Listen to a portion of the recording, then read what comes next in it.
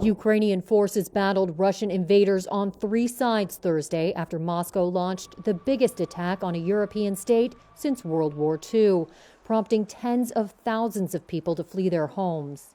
The Russian invasion came by land, sea, and air in a massive show of force. U.S. officials warned Russian forces were making advances on Ukraine's capital of Kiev, and the Ukrainian prime minister said Russia had captured the former nuclear power plant at Chernobyl. Heavy fire was exchanged in the northeast and in the seaside city of Odessa in the south. The assault brought a calamitous end to weeks of fruitless diplomatic efforts by the West, with Russian President Vladimir Putin declaring war in a pre-dawn televised address.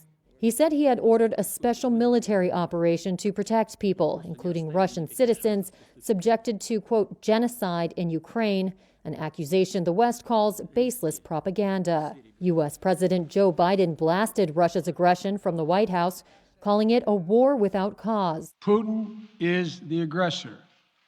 Putin chose this war, and now he and his country will bear the consequences. Thursday began with missiles raining down on targets across Ukraine and reports of troops pouring across the borders from Russia and Belarus.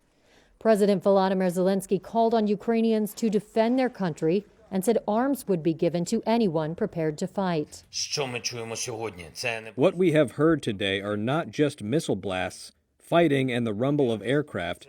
This is the sound of a new Iron Curtain, which has come down and is closing Russia off from the civilized world. The UN Refugee Agency said an estimated 100,000 Ukrainians had fled their homes. Some took shelter in train stations. Others tried to get out. The highway heading west out of Kiev was choked with traffic across 5 lanes as residents fled, fearful of bombings while stuck in their car. Biden has ruled out sending U.S. troops to defend Ukraine, but Washington has reinforced its NATO allies in the region with extra troops and planes as countries across the West impose tough sanctions.